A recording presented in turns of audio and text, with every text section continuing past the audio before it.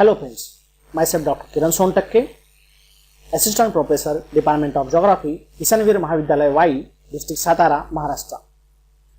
Today we are going to learn a weather instrument, that is anemometer. Wind speed and direction are important for monitoring and predicting weather patterns and global climate. Wind speed and directions have numerous impact on surface water.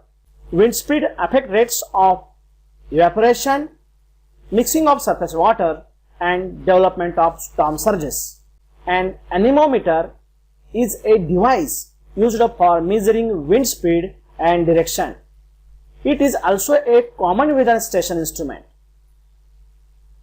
The term anemometer is derived from the Greek word anemos, which means a wind and is used to describe any wind speed. This instrument used in meteorology. As the wind blows, the cups rotate, making the rod spin. The stronger the wind blows, the faster the rod spins. The anemometer counts the number of rotation of turns which is used to calculate wind speed.